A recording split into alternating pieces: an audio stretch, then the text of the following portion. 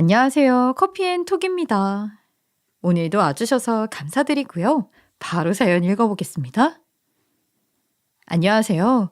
갓 태어난 아이를 안고 집에서 쫓겨난 한 아이의 엄마입니다. 이때만 해도 저는 세상이 참 무섭다는 생각을 했어요. 사실 그렇잖아요. 아이는 나 혼자 노력한다고 만들어지는 것도 아닌데 두 핏줄을 아는 아이를 버리는 사람이 있다는 것이요. 주변에서 엄마가 돼봐야 이해하는 것들이 생긴다는 말이 정말 마음에 와닿는 날이 집에서 쫓겨난 날이었어요. 아이가 생기기 전에는 절대 세상을 나 혼자서는 살아가기 어렵겠구나 싶었거든요. 그런데 내 품에 피덩이인 딸이 생기니 그 마음가짐이 달라지더군요. 그 전까지는 혼자라서 내지 못했던 용기가 피덩이 딸과 함께 있으니 마음속 깊은 곳에서 솟아나는 것을 느꼈어요. 이게 바로 모성애인가 싶었습니다. 제가 집에서 쫓겨났던 것은 생각보다 단순한 일이었어요. 남편이라는 놈이 그야말로 아빠라는 이름을 얻기에 자격도 없는 인간 말종이었거든요. 노력만 한다면 벌 수 있는 생활비를 한 번도 남편 손에서 받아본 기억도 없고 집에도 잘 들어오지 않았어요.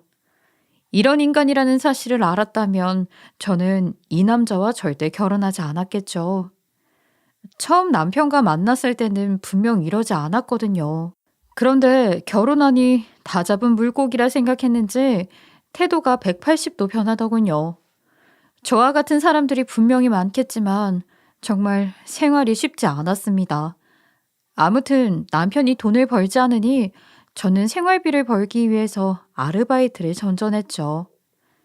하지만 아무 기술도 없는 나를 써주는 곳은 그리 많지 않았고 남편 같지도 않은 인간은 집안일도 완벽하게 하길 원했거든요. 그러다 보니 시간을 나눠서 하는 짧은 아르바이트만이 전부였어요. 이렇게 힘든 생활을 이어오다가 찾아온 아이였어요. 그나마 병원비는 젊은 시절에 벌어놓은 돈으로 어찌 해결했네요. 시댁에서는 절대 지원해주지 않았거든요.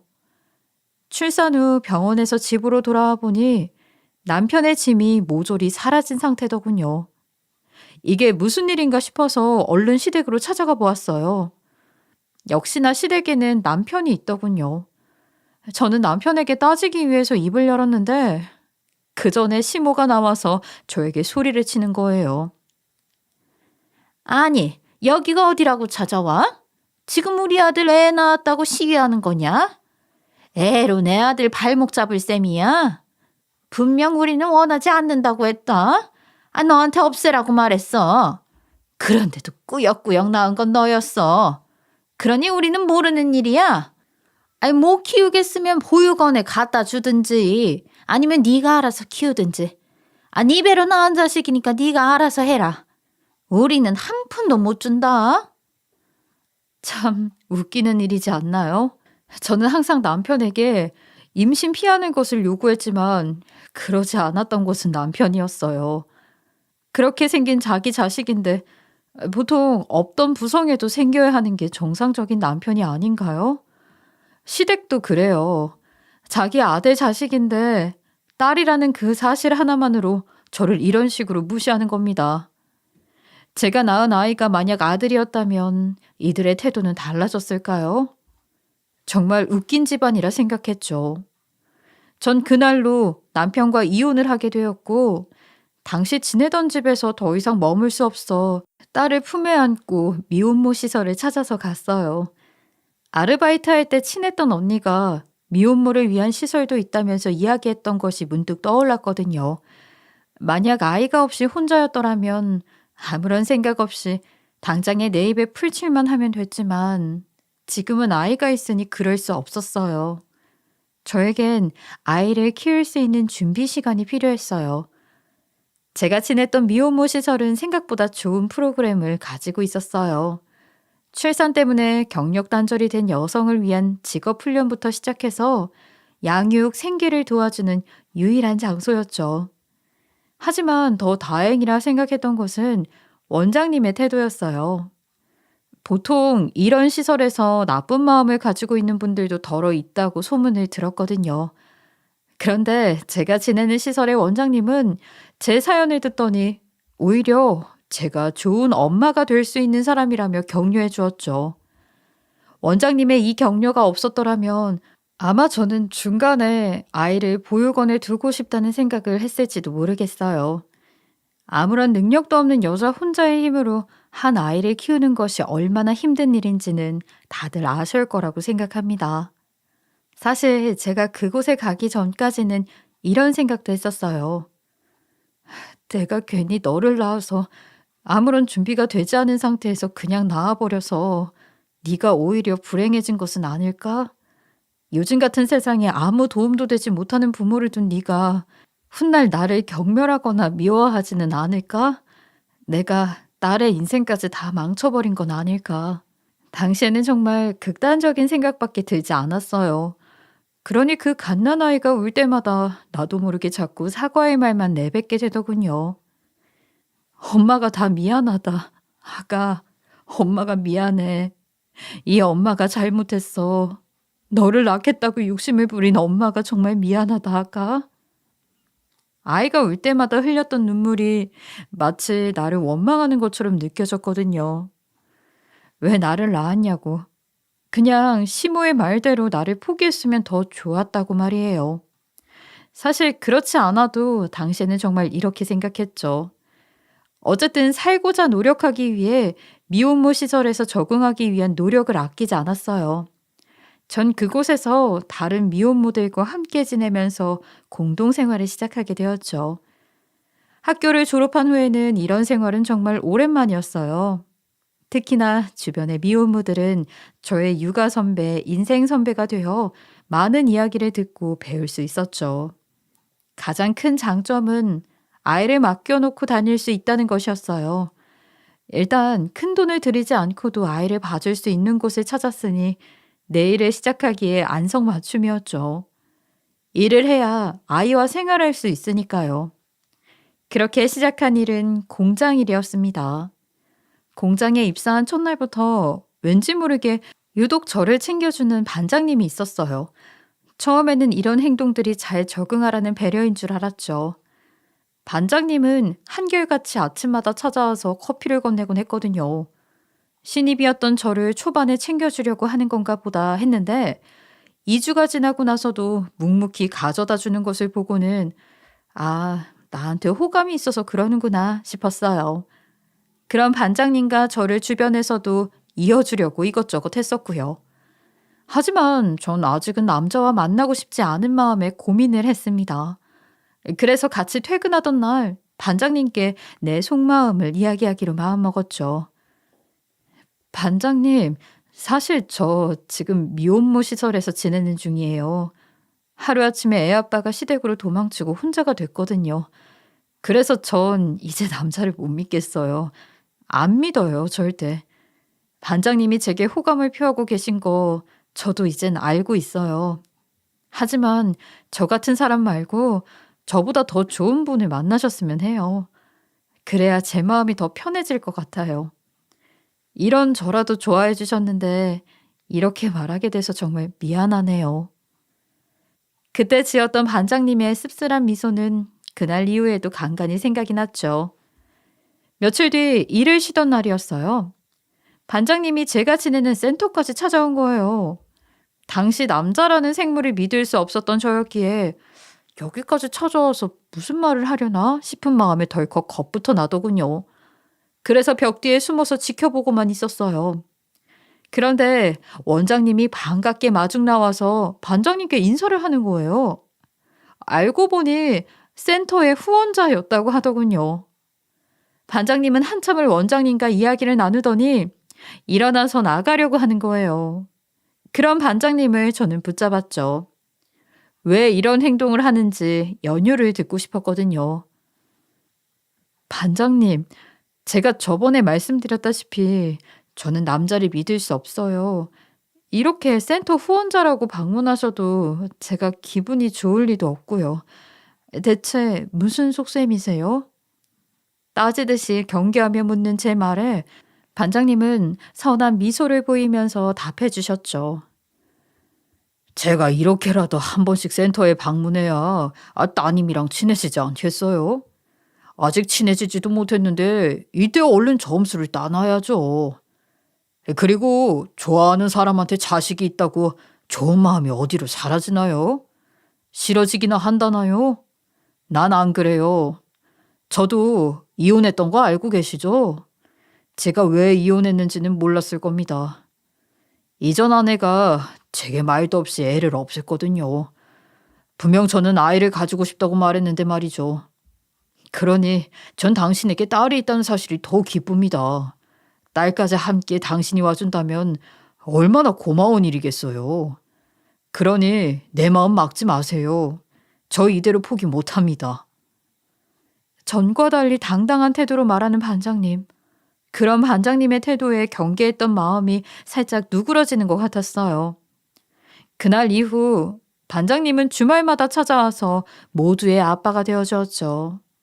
하지만 온전히 그를 믿을 순 없었기에 멀찍이서 관찰하기만 했어요. 저 남자는 우리 딸의 좋은 아빠가 되어줄 수 있을까? 저 남자 정말로 믿을 수 있는 사람인가? 계속 속으로 반복되는 의문이 생겼죠. 하지만 계속 보다 보니 정말 괜찮은 사람 같았어요. 그래서 내 아이의 아빠가 되면 어떨까? 내 남편이라면 으로 제 의문은 점점 바뀌게 되었던 것 같습니다. 나도 모르게 이런 상상을 하면서 서서히 그에게 마음을 열어갔던 것 같아요. 그런 제 행동을 보면서 원장님이 한 번은 조심스레 부르더니 이런 말을 건네더군요. 요즘 저 후원자분 계속 쳐다보고 있었죠? 후원자분도 당신에게 호감이 있는 것 같아 보이고요. 아니, 물론 저분은 예전부터 계속 후원을 해오시던 분이라 그냥 하던 대로 하시는 것 뿐이지만 최근에는 조금 달라진 모습들이 종종 보이더군요. 당신은 언제까지 지금처럼 살 거예요? 저렇게 좋은 남자, 이전 남편 같은 사람 때문에 놓칠 건가요? 전 남편이 이랬으니까 전 남편 때문에 사람을 믿지 못하겠으니까 이런 이유로 좋은 사람을 놓치는 게 아깝진 않냔 말이에요. 어른이 보는 세상보다 순수한 아이들의 눈에 비치는 후원자분을 한 번 더 살펴보세요. 당신 아이가 후원자분과 함께 있을 때 어떤지를요. 그럼 쉽게 판단이 설 거예요. 저는 당신이 꼭 후원자분과 좋은 결말을 맞이했으면 좋겠어요. 저 사람 정말 좋은 사람이거든요. 원장님은 정말로 저를 생각해주는 마음에서 조언을 했던 것 같아요. 그래서 저는 원장님의 조언처럼 반장님과 함께하는 아이의 모습에 더 집중하게 되었죠. 그러자 정말 보이지 않던 것들이 보이기 시작하더군요. 어느 순간부터 딸아이가 반장님이 오는 것을 애타게 기다리는 모습들이 보이는 거예요. 저는 아이에게 아빠라는 단어를 알려줄 수 없어서 정말 미안한 마음이 들었거든요. 내가 전 남편과 안 좋게 헤어지는 바람에 아이는 아빠라는 존재도 아빠라는 말도 지금까지 알 수 없었으니까요. 하지만 센터에 찾아온 반장님과 노는 아이, 두 사람의 모습을 보고는 정말 부녀가 함께 지내는 느낌을 받았어요. 반장님이 아이와 놀아준다고 번쩍 들어 올리곤 했을 때 아이는 정말로 반장님을 아빠로 인지하는 듯 했거든요. 게다가 어버이날에는 나와 반장님 두 명분의 카네이션을 같이 만들어서 건네주더군요. 그 모습을 보면서 우리에게 사라져버린 아빠의 자리를 아이에게도 나에게도 되찾고 싶다는 생각이 들었어요. 전 남편에 대한 원망을 남자를 믿지 못하는 마음을 쉽게 지우기는 힘들었어요. 그래서 전 무던히 노력했죠. 나라는 사람의 호감을 준 반장님을 위해서도요. 나도 한 사람의 좋은 아내가 되기 위해서 노력할 필요가 있다고 생각했거든요. 그렇게 저는 반장님과의 새 삶을 시작하게 되었습니다. 결혼해서 보니 남편은 정말로 아빠가 될 준비가 되어 있던 사람이었어요. 육아에 대한 지식은 물론 아이를 어떻게 키우면 좋은지, 아이에게 지금 필요한 것은 무엇인지 저보다 더 빠르게 눈치채는 사람이었거든요. 게다가 양육에 들어가는 그 많은 돈을 당연하다는 듯이 선뜻 자신이 부담했고요. 전 남편과는 차원이 다른 사람이었습니다. 남편은 아이에게 정말이지 헌신적인 사람이었어요. 자신의 핏줄이 아님에도 딸을 본인의 친자식처럼 대했죠. 그런 남편의 모습에 정말 감사함을 느꼈어요. 내가 여태까지 이런 사람을 못 알아보고 의심하고 했었구나. 과거의 행동을 반성하기도 했고요. 심지어요, 다른 엄마라는 단어보다 아빠라는 소리를 더 많이 하는 거 있죠? 약간 섭섭하기도 했습니다. 내가 배 아파서 낳은 자식이었으니까요. 그렇지만 사실 아빠가 더 좋은 사람인 걸 어떡하겠어요? 저는 집안일과 공장일 모두 하느라 아이와 놀아줄 체력이 부족했거든요. 그런데 남편은 저와 똑같이 일하면서도 아이만 보면 힘이 나는지 정말 친구처럼 잘 놀아주곤 했어요. 그러니 딸이 아빠를 더 찾는 것은 어찌 보면 당연한 일이겠네요. 전 그런 우리 가족의 모습을 보고 제가 겪었던 불행을 행복으로 덮는 것 같은 기분을 느꼈어요. 너무 행복하면 불행이 찾아온다고 했던가요? 얼마 뒤 강력계 형사라는 사람이 우리 집을 찾아오면서 행복했던 우리 가정은 조금씩 금이 가기 시작했죠. 처음 본 형사는 풍채만 봐도 예사롭지 않은 일을 하는구나 싶었어요. 이런 풍채를 가진 사람이 흔한 직업을 가지고 있지 않겠다라는 생각이 들었거든요. 그는 집안에 들어와서 주변을 두리번거리며 날카롭게 이것저것 살펴보더니 남편에 대해서 캐묻기 시작했죠. 강력계 형사라 적힌 신분증을 내밀면서요. 저는 이런 사람입니다. 당신 남편이라는 사람 얼마나 알고 있죠? 지금 남편은 어딜 간 겁니까? 집안을 살펴보니 생각보다 아이 용품이 많은 것 같은데. 지금 집에 있는 아이는 하나 아닙니까? 남편과는 어디서 만나게 돼서 결혼하게 된 거죠? 형사라는 사람이 다짜고짜 남편의 정보를 물으니 당황스럽긴 저도 마찬가지였어요. 하지만 신분증에 적힌 내용을 보니 정말로 형사인 것 같기에 저는 남편과 만난 이야기부터 쭉 설명해 주게 되었죠. 저와 남편은 처음엔 남편이 일하던 공장에서 같이 일하던 사이예요. 남편은 저를 미혼모 센터에서부터 처음 봐왔다고 했지만요. 남편은 제가 있던 미혼모 센터에 오랜 시간 후원해온 후원자였거든요. 그러다가 오랜 시간 서로를 알아가는 시간을 가졌고 결혼은 최근에 하게 됐어요. 우리 아이의 친아빠 되는 사람은 전 남편이고요. 하지만 아이가 정말 지금의 남편을 좋아하고 저도 남편을 믿고 있어요. 형사는 제가 남편이 미혼모 센터에서 저를 처음 봤다고 하는 시점부터 눈에 보이도록 표정이 굳더군요. 그리고 제 말에 이렇게 답했습니다. 지금 제가 조사하는 사건이 미혼모와 연관이 있습니다. 당신 남편은 현재 용의자로 추정되는 상황이고요. 그 사람이 얼마나 나쁜 사람인지 압니까? 아이와 함께 힘들게 살고 있는 미혼모를 대상으로 사기를 치고 다니는 사람이에요. 정말 괘씸한, 마음도 몸도 나약해진 미혼모를 상대로 결혼까지 이용해서 돈을 다 뺏고 나면 다음 사람을 찾아 떠나는 그런 사람이라고요. 형사가 말하는 내용을 도저히 믿을 수 없었죠. 우리 남편은 절대로 그런 짓을 하는 사람이 아니었으니까요. 형사는 제가 믿지 못하는 내색을 비추자 하는 수 없다는 듯이 한숨을 쉬고는 말하더군요. 제가 이렇게 의심하는 이유는 다 있습니다. 저번에 남편분의 지갑을 길에서 우연히 주웠다는 사람이 경찰서에 가져다 줬어요. 그 지갑을 현장에 나와 있던 제가 함께 보게 되었던 거고요. 지갑 주인을 찾기 위해서는 신분증을 살펴봐야 했으니까요. 그런데 남편분의 지갑에서 용의자로 의심할 만한 정황들이 보였습니다. 정말 명백한 증거가 아닐 수 없었죠. 이제 제 말을 믿으시겠어요?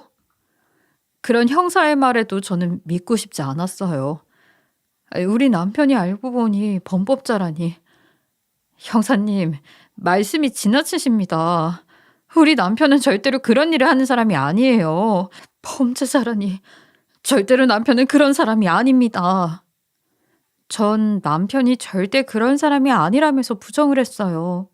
하지만 형사는 그런 저를 보고는 이렇게 말하더군요. 지금 용의자를 찾을 수 있는 증거를 발견했단 말입니다. 나쁜 범죄자를 잡을 수 있는데 왜 방해하려 하시는 겁니까? 이렇게 조사에 협조적이지 않으면 부인도 피해를 볼 수 있습니다. 범인과 함께 공범이 되는 거라고요.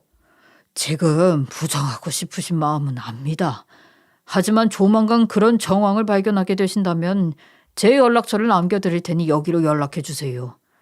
저도 실마리를 잡으면 부인께 연락드리겠습니다. 그리고 남편분에게는 제가 찾아왔다는 말은 절대 하지 마십시오. 도망칠지도 모르니까요. 저는 형사의 말을 믿고 싶지 않았지만 공범이라는 말에 덜컥 겁이 났어요. 형사는 본인이 찾아온 사실은 절대 남편에게 말하면 안 된다고 재차 말하면서 제 연락처를 받아갔죠. 저는 남편을 믿고 싶었지만 전과 같은 상처를 2번 받고 싶지는 않았어요. 이제는 다 커가는 아이를 위해서도 말이죠. 그래서 마음을 잡고 형사를 배웅하면서 말했어요. 좋아요, 형사님. 저도 남편이 수상한 모습을 보이면 형사님께 연락드리겠습니다. 하지만 형사님도 작은 실마리라도 찾으면 제게 꼭 다 말해주세요. 부탁드립니다. 형사는 그런 제 말에 고개를 끄덕이고 그대로 집에 나갔어요. 저는 하늘에서 날벼락이 떨어진 것 같은 상황에 어지러움을 느꼈죠. 속에는 절대 우리 남편은 그런 사람이 아닐 거라는 마음과 혹시라도 모른다는 마음이 거칠게 대립하고 있었고요. 그날 이후로는 남편이 다른 사람처럼 느껴지기 시작했어요. 아이와 친하게 지내는 모습도 내게 돈을 뜯어내기 위한 계략이 아닐까 생각이 들기 시작했고, 남편이 제게 잘해주는 행동 하나하나가 의심스럽게 느껴졌죠. 그리고 며칠 뒤 늦은 저녁쯤이었어요. 얼마 전에 집에 방문했던 형사에게서 문자가 왔고 지금 잠복 중이라는 메시지였죠. 저는 얼른 형사가 있는 위치를 물었고 형사는 처음엔 주저하더니 이윽고 잠복 장소를 보내주었습니다. 또 그날 저녁 남편이 입고 나간 옷도 한번 확인해 달라는 부탁에 안방 옷장을 열어서 확인해 주었죠. 형사는 남편이 확실하다며 얼른 오라는 문자를 남기더군요. 전 곤두박질 치는 심정을 부여잡고 잠복 현장으로 나갔습니다. 저를 본 형사는 한숨을 쉬더니 이렇게 말했죠. 지금 어떤 상황을 보더라도 놀라시면 안 됩니다. 남편분이 지금 다른 여성의 집에 함께 있어요. 부인 마음이 무너지실 거 다 압니다. 저도 한 가정의 아빠니까요. 그래도 화를 내거나 폭력을 휘두르면 절대 안 됩니다. 아시겠어요? 그런 형사의 말에 저는 알겠다는 듯이 고개를 끄덕였어요. 이런 제 모습에 위로라도 건네고 싶었는지 형사는 이어서 말했어요. 부인이 어떤 기분이 들지는 다 압니다. 세상에 이런 일은 비일비재하게 일어나고 있으니까요. 차라리 다행이라고 생각하시면 마음이 조금은 더 편할 겁니다. 하루라도 빠르게 잘못된 남편과 헤어질 수 있는 빌미를 찾게 된 거니까요. 전 그런 형사의 말에 답했죠. 감사하지만 제 걱정은 마세요. 형사님 말대로 나쁜 사람이었다면 하루라도 빨리 알아챌 수 있던 거니까요. 이런 일이 한 번도 아니고 이번이 2번째니 다행이라 생각하고 있어요. 형사는 제 말을 듣더니 저를 측은하게 쳐다보면서 말하더군요. 2번째 상처라 쉽지 않은 인생을 살아오셨군요. 이런 경우에는 보통 범인이 아닌 일이 많지는 않지만 이번에는 제발 남편분이 범인이 아니었으면 좋겠군요. 저도 사람이니까요. 당신이 더 이상은 상처받지 않고 행복하게 살았으면 하는 마음입니다. 생긴 것답지 않게 위로를 건네는 형사의 모습에 저는 살짝 미소를 지을 수 있었던 것 같아요. 그러다 얼마 뒤 남편이 오피스텔에 큰 상자를 들고 올라가는 것을 보았죠. 모자를 푹 눌러 쓴 상태였지만 아내가 남편을 못 알아볼 수는 없잖아요. 게다가 오늘 입고 나간 옷과 똑같은 옷차림을 하고 있었으니 모를 수도 없었고요. 그런 남편의 모습을 보더니 형사가 옆에서 대뜸 말했죠. 남편분은 지금 여기에 일주일에 2번 꾸준하게 왔다 갔다 하는 중입니다. 혹시 여기를 알고 계셨습니까? 아내도 모르게 이런 오피스텔에 다니는 것은 그리 좋은 일은 아니니까요. 형사의 말에 저의 마음은 더욱 차갑게 식어갔어요. 이런 오피스텔의 존재를 저는 절대 알고 있지 않았으니까요. 남편에게 배신감이 들기 시작했죠. 가정을 꾸린 지 얼마 지나지 않은 사람이 이런 곳에 드나들고 있었다는 거니까요. 형사는 저에게 남편의 옷차림이 오늘 입고 나간 옷이 맞냐고 재차 확인했고, 제가 고개를 끄덕이자 나설 준비를 하더군요. 저는 속으로 남편이 머지않아서 경찰의 손에 체포되겠구나 싶었어요. 남편이 올라간 층을 확인한 경찰은 먼저 그 층으로 올라갔고, 저도 뒤따라서 올라갔습니다. 오피스텔의 문이 열리자 어린 신생아와 엄마로 보이는 여자, 그리고 남편이 보이더군요. 모르는 사람이 보더라도 나 모르게 새 살림을 차려서 살고 있나 싶은 그 모양새. 저는 남편이 정말로 범죄자구나 생각했죠. 그런데 한쪽에 있던 휠체어에 앉아있던 여자가 버럭 소리를 치는 거예요. 아니, 여기가 어디라고 들어오세요? 대체 무슨 권리로 남의 집에 쳐들어오냐고요? 이에 질세라 형사도 신분증을 내밀면서 여자에게 말했죠. 강력계 형사입니다. 지금 옆에 계신 남성분이 제가 쫓고 있는 사건의 용의자로 판단되어 수사 중에 있습니다. 협조 부탁드립니다. 형사의 말에 여자는 어이없다는 듯이 웃으며 말했어요. 용의자? 범인? 저기요. 지금 사람 잘못 보신 것 같은데요. 여기 7년 넘게 저를 도와주시고 있는 분이에요. 제 후원자라는 말이죠. 전 보다시피 몸이 성치 못해서 여기 있는 우리의 기저귀하고 분유도 제대로 사서 운반하지 못해요. 그래서 여기 후원자분께서 항상 도움을 주시고 있고요. 어느 누가 후원자분이 나쁜 사람이라고 하던가요? 왜? 여기 사는 사람들이 이 사람 나쁜 사람이래요? 당장 사과하세요. 저한테는 할 필요 없으니 여기 이분께 제대로 사과하시라고요. 여자는 고래고래 고함을 질렀고 거기에 있던 남편은 저를 발견하고는 곧 안색이 파랗게 질렸더군요. 당신이 어떻게 여길? 형사님도 무슨 오해가 있었던 건지는 모르겠지만 저는 절대 그런 사람이 아닙니다. 여기는 여성분 말대로 아이를 위한 용품을 사서 오던 길이에요. 보다시피 몸이 불편하신 분이라 무거운 물건은 들기 어려우시거든요. 그래서 매주 혹은 격주로 시간 내서 도와드리고 있습니다. 범죄라니 무슨 그런 무서운 말씀을 하세요. 저 그런 사람 아닙니다. 당신도 왜 이 형사라는 사람이랑 같이 온 거예요? 집에 아이 혼자 두고 온 건 아니죠? 지금쯤이면 한창 놀아달라고 칭얼거리는 시간인데. 남편은 본래 가정적인 사람답게 날부터 생각하더군요.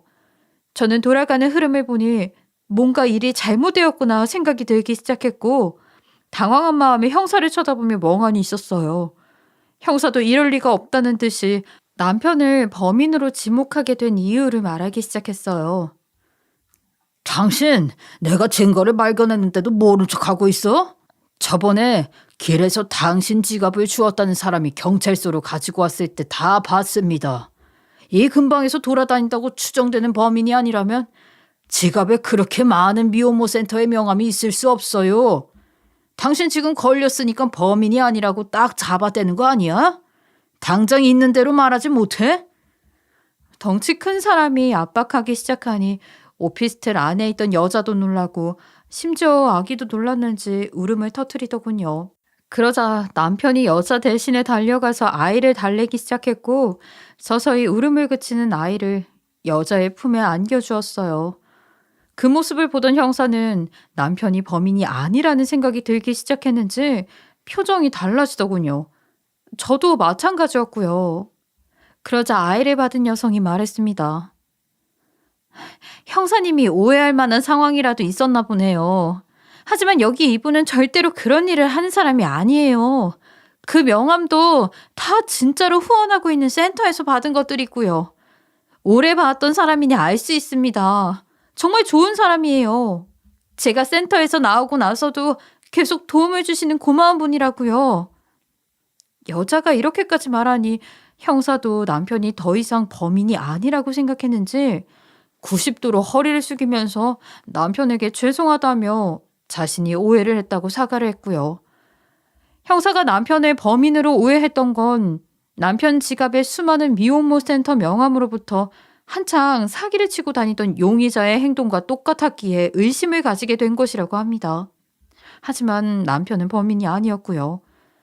알고 보니 남편은 센터에서 나온 사람들도 계속해서 후원하고 있었던 거예요. 보통 센터에서 보호 기간이 끝나면 자립을 해야만 하는데 이때가 사실 제일 살기 힘든 시기거든요. 저는 지금의 남편을 만났기에 힘든 시기가 없었지만 센터에서 같이 지내던 선배들의 말에 의하면 그랬으니까요. 그래서 그걸 알고 있던 미혼모 센터의 원장님들이 남편을 통해서 함께 후원을 하고 있었던 거고요. 원장님들은 센터의 잡다한 업무를 다 하고 있기에 이런 소소한 일은 남편이 함께 도와주고 있었다고 합니다. 정말 결백한 사람이었던 거지요. 하지만 단 하나, 저에게는 왜 이런 사실을 알려주지 않았는지 궁금했어요. 비밀이 없다고 말하는 사람이었는데 왜 굳이 이런 사실을 내게는 숨기고 있었을까 하는 생각이 들었거든요. 그래서 남편에게 물었죠. 당신 왜 이런 사실은 제게 말하지 않았어요? 애초에 당신이 내게 말만 해줬더라면 지금 이 상황은 오지 않았을 거 아니에요. 그리고 내가 당신을 의심하게 되는 일도 없었을 거고요. 잠깐 동안이었지만 제가 얼마나 가슴이 조마조마했는지 아세요? 당신이 범죄자라는데 그것도 미혼모를 대상으로 사기치는 그런 범죄자. 그러니 나도 사기를 당한 게 아닐까. 당신이 정말 그런 사람이라면 나는 어떻게 해야 하는지 밤마다 고민했다고요. 이렇게 소리치는 저를 보더니 남편은 멋쩍게 웃더군요. 그러면서 제 물음에 대답해 주었죠. 사실은 당신에게도 숨기고 싶은 마음은 없었어. 그런데 다른 여성 집에 들락거리는 일이잖아. 당신이 너무 신경 쓸까 봐 그랬지. 내 딴엔 당신을 배려한다고 생각했는데 그게 잘못이었던 모양이야. 미안해. 당신이 그런 생각까지 하는 줄 아예 모르고 있었네. 당신이 지냈던 센터 원장님 있지? 그분이 보기에는 안 그래 보이지만 정이 많은 사람이거든. 그래서 센터 나가고 난 다음에 정말로 살기 힘든 사람들이 이렇게 돕고 있었어. 표면적으로는 본인이 나서기 그랬는지 항상 나한테 부탁했었고. 나도 몰래 산타클로스 일하는 거 힘들었는데 이번 기회에 진짜 도움을 줬던 사람이 누군지도 밝히게 됐고 속 시원하다 정말. 후원을 받던 여성도 남편의 말에 진짜 본인을 돕던 사람이 누군지 몰랐는지 놀란 표정을 했고 남편은 그런 여성에게도 멋쩍게 웃으면서 머리를 긁적이고 있었죠. 여성은 이내 저에게도 꾸벅 인사를 하는 거예요. 이분이 말했던 아내가 누군지 궁금했는데 이렇게 만나 뵙게 되네요. 당신이 우리 센터에 들어와서 정말 감사해요. 사실 후원자분이 했던 말이 있거든요. 아내분이 없었더라면 그 센터에 더는 후원하지 않았을지도 모른다고요.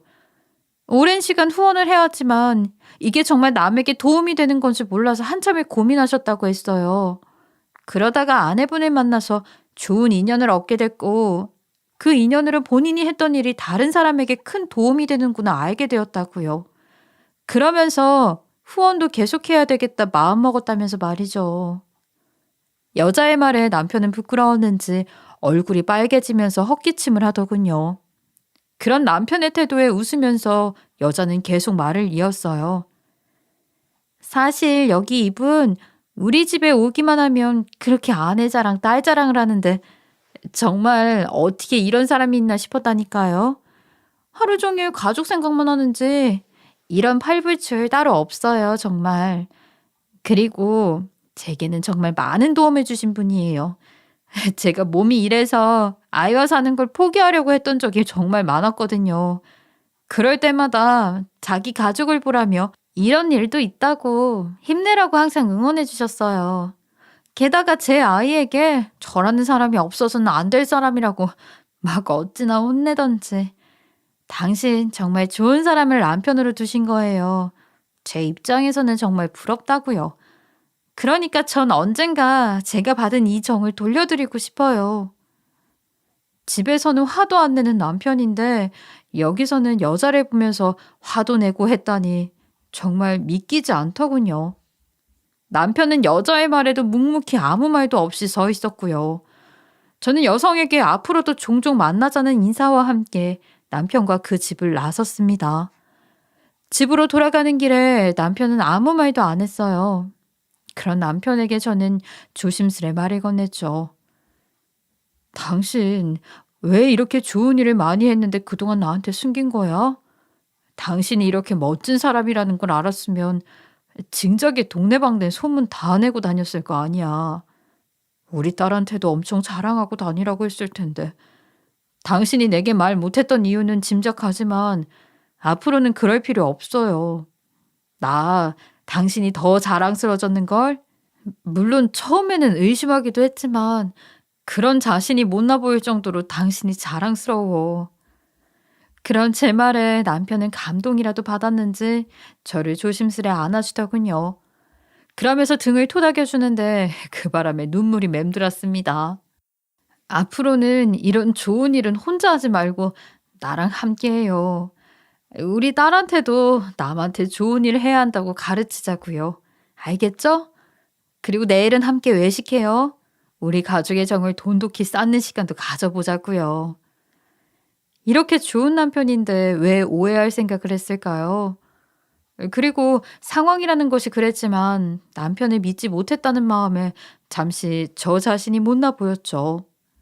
하지만 지금의 위기가 있었기에 우리 가족이 더 끈끈해질 수 있는 계기가 생겼다 생각하고 지내려고 합니다. 그리고 저도 이제 후원을 시작해 보려고요. 비록 지금 일해서 버는 돈이 넉넉한 것은 아니지만 한때는 저와 같은 사정을 가진 사람들에게 정말 도움이 되고 싶었거든요. 제가 받았던 것과 같이요. 그래서 남편과 함께 후원 활동을 하고 있죠. 옛날에는 이런 도움을 받은 것들도 다 동전같이 느껴져서 싫은 때도 있었거든요. 그런데 후원을 하다 보니 나를 도와줬던 사람들의 마음이 다 진심에서 우러나온 것이었구나 싶어요. 이렇게 행복을 나눠주니 제게 돌아오는 행복이 배가 되는 기분이 들었거든요. 힘들 때는 자신이 힘든 것만 생각하다 보니 온 세상이 나를 미워하는구나 생각이 들곤 하거든요. 하지만 그게 아니었다는 걸 제가 후원하는 사람들에게도 알려주고 싶어요. 그래서 남편과 더욱 열심히 후원 활동을 하는 거고요. 물론 가정에도 소홀히 하진 않습니다. 남편과 저는 그날 이후로 아이와 더욱더 열심히 놀아주고 있어요. 예전에는 몸이 힘들다는 핑계로 아이와 놀아주지 않던 저도 지금은 남편과 함께 열심히 아이와 놀아주고 있죠. 그래서 지금은 예전보다 딸이 저를 찾는 횟수가 늘었어요. 예전에는 밥 먹을 때만 저를 찾곤 했는데 말이죠.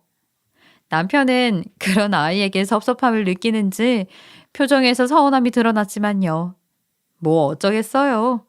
아이의 마음은 갈대같이 흔들리기 마련이니까요. 그리고 얼마 전에는 제가 있던 센터의 원장님과 함께 저녁 식사도 했답니다. 원장님에게 며칠 전에 있었던 일을 말해 주었죠. 원장님은 자신이 숨겨달라고 해서 그런 오해가 생긴 것 같다며 미안해 하셨어요. 하지만 사과를 받고자 한 이야기는 아니었으니 전혀 사과할 필요 없다고 괜찮다고 고개를 숙이는 원장님을 말리기 바빴네요. 제 긴 이야기 어떠셨나요? 청취자분들 중에서도 분명 미혼모도 있겠죠. 미혼모의 삶이 얼마나 힘든지 저도 잘 알고 있어요.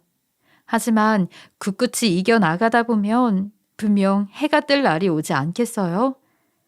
제 이야기를 들으면서 오늘 하루는 마음의 평화를 얻길 바라봅니다. 들어주셔서 모두 감사합니다. 지금까지 커피앤톡이었습니다. 오늘도 끝까지 함께 해주셔서 감사하고요. 다음 영상으로 또 찾아뵙겠습니다.